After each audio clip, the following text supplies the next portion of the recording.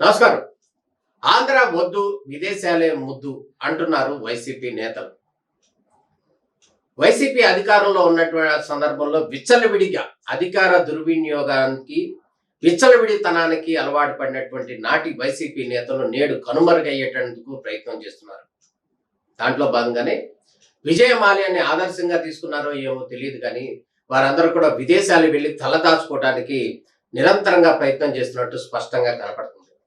దాంట్లో భాగంగానే విజయవాడ యువనేతగా ఉన్నటువంటి దేవినేని అవినాష్ రాత్రి దుబాయ్కి వెళ్ళిపోయే ప్రయత్నం చేస్తున్న సందర్భంలో హైదరాబాద్ ఎయిర్పోర్ట్ కు సంబంధించిన అధికారులందరూ కూడా మంగళగిరి పోలీసులకి సమాచారం ఇవ్వటం, మంగళగిరి పోలీసులు మాత్రం దీనికి అనుమతి ఇవ్వకపోవటం, ఈ నేపథ్యంలో దేవినేని అవినాష్ దుబాయ్ పర్యటన వెనక్కి తిరిగి వెళ్ళిపోయిన పరిస్థితి కనపడుతుంది. ఇప్పటికే ఆంధ్రప్రదేశ్కి సంబంధించినటువంటి పోలీసులు ఎవరైతే ఆరోపణలు ఎదుర్కొంటున్నారో వారందరికీ సంబంధించినటువంటి లుక్అవుట్ నోటీస్ ఎక్కడైతే విమానాశ్రయాలు ఉన్నాయో వాటందరి అధికారులు కూడా అందించిన పరిస్థితి కనపడుతుంది. ఈ నేపథ్యంలోనే ఆంధ్రప్రదేశ్కి సంబంధించినటువంటి ఆరోపణలు ఎదుర్కొంటున్నటువంటి నేతలు ఎవరైతే ఉన్నారో వారందరూ కూడా చిక్కుల్లో పడ్డ పరిస్థితి కనపడుతుంది. ఎందుకంటే ఇప్పటికే కొంతమంది వైసీపీకి సంబంధించినటువంటి నేతలందరూ కూడా అదృశ్యం అయిపోయారు. వారందరూ కూడా ఎక్కడ ఉన్నారో కూడా తెలియని పరిస్థితి. విదేశాల్లో ఉన్నారని కొంతమంది, పక్క రాష్ట్రాల్లో ఉన్నారని కొంతమంది, ఇంకెక్కడున్నారో తెలియదంటూ కూడా కొన్ని రకాల సమాచారాలు కొంత ఆశ్చర్యం కలిగిస్తున్న పరిస్థితి కనపడుతుంది. ఇప్పటికే కనుక మనం గమనించినట్టయితే కృష్ణా జిల్లాకు సంబంధించినటువంటి వల్లభనేని వంశీ ఆయన ఇప్పటికే అమెరికా పౌరసత్వం కావాలని చెప్పి అక్కడ లేఖలు సంధించారు. అదేవిధంగా అక్కడ అధికారులను కూడా వారు కోరారు అంటూ కూడా వార్తలు వస్తున్న పరిస్థితి కనపడుతుంది.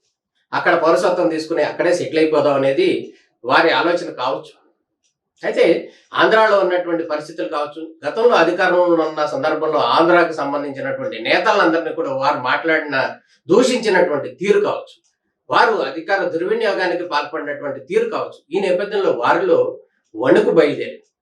దాంట్లో భాగంగానే ఆయన అక్కడే ఉండిపోవడానికి, అక్కడ పౌరసత్వాన్ని తీసుకోవడానికి సిద్ధపడ్డారంటూ కూడా టీడీపీ నేతలు కూడా ఆరోపణలు చేస్తున్నారు.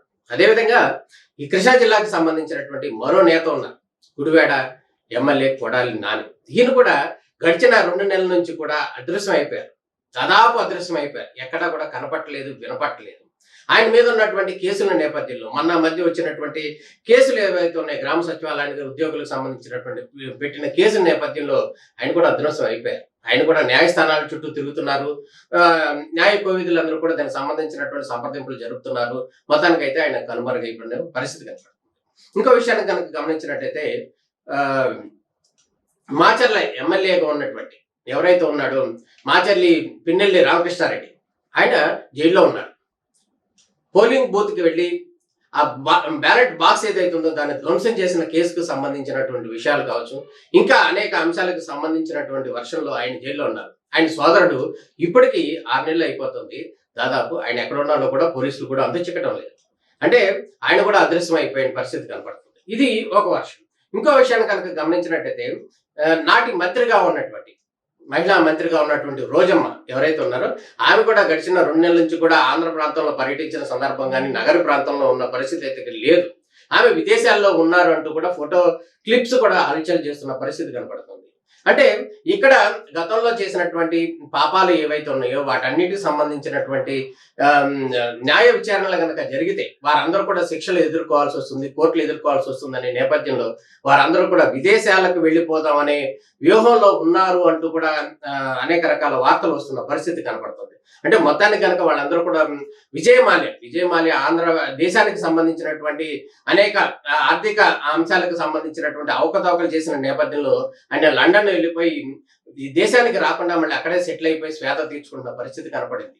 ఈ నేపథ్యంలోనే ఆంధ్రప్రదేశ్కి సంబంధించినటువంటి కొంతమంది నేతలు ఎవరైతే ఉన్నారో, ఆరోపణలు ఎదుర్కొంటున్నటువంటి నేతలు ఎవరైతే ఉన్నారో వారందరూ కూడా విదేశాలకు వెళ్ళిపోయి తలదాచుకుందాము, ఆంధ్రప్రదేశ్లో ఉన్నటువంటి పరిస్థితి ఇక్కడ చంద్రబాబు నాయుడు కావచ్చు, నారా లోకేష్ కావచ్చు, జనసేన అధినేత పవన్ కళ్యాణ్ కావచ్చు, వీరు ఈ ముగ్గురిని చూస్తుంటే గతంలో చేసిన వాళ్ళ వ్యాఖ్యలు కావచ్చు, గతంలో చేసినటువంటి మాట్లాడిన మాటలు కావచ్చు, వీటన్నిటిని తీరును కనుక వాళ్ళు గమనించినట్టయితే వారి వెన్నులో వణుకు పుడుతున్న పరిస్థితి కనపడుతుంది. గతంలో చేసిన వారి ఆకృత్యాలన్నీ కూడా ఇప్పుడు ప్రత్యక్షం అవుతాయనే ఒక భయం కనపడుతున్న పరిస్థితి కనపడుతుంది. దాంట్లో భాగంగానే దేవినేని అవినాష్ టీడీపీ ఆఫీస్ మీద దాడి చేసిన సందర్భంలో ఆయన కూడా ముద్దాయిగా ఉన్నాడంటూ కూడా పోలీసులు సమాచారం ఇచ్చిన నేపథ్యంలో ఆయన దుబాయ్ పర్యటనను ఆపేశారు. అదేవిధంగా మాజీ మంత్రిగా ఉన్నటువంటి జోగి రమేష్ కూడా ఈయన టీడీపీ ఆఫీస్ మీద దాడి చేసిన అంశానికి సంబంధించి ఆయన కూడా నిందితులుగా ఉన్నారు. అదేవిధంగా కొంతమంది ఇంకా చాలా మంది నేతలందరూ కూడా అనేక అంశాలకు సంబంధించి అనేక కేసులకు సంబంధించి ఆరోపణలు ఎదుర్కొంటున్న నేపథ్యంలో వారందరూ కూడా ఆంధ్ర వద్దు విదేశాలే ముద్దు అంటూ కూడా త్వరలోనే జంప్ అయిపోవడానికి ముమ్మర ప్రయత్నాలు చేస్తున్న పరిస్థితి కనపడుతుంది. అయితే ఈ వ్యవస్థని ముందుగానే పసిగట్టినటువంటి ఆంధ్రప్రదేశ్ పోలీసు వ్యవస్థ ఆ అధికారులు ఆ నాయకులు ఎవరైతే ఉన్నారో ఆ నాటి నేతలు ఎవరైతే ఉన్నారో వారందరికి సంబంధించి లుక్అవుట్ నోటీస్ ఇప్పటికే జారీ చేసిన పరిస్థితి కనపడింది. ఈ నేపథ్యంలో వారు ఎక్కడికి పారిపోయే అవకాశం లేదు అంటూ కూడా ఆంధ్రప్రదేశ్ కు సంబంధించినటువంటి అధికారులు చెప్తున్నటువంటి పరిస్థితి కనపడుతుంది. రానున్న రోజుల్లో ఈ పరిణామాలు ఏ విధంగా ఉంటాయి అనేది మనందరం కూడా ఆసక్తిగా ఎదురు చూడాల్సిన అవసరం కనపడుతుంది. నమస్తే.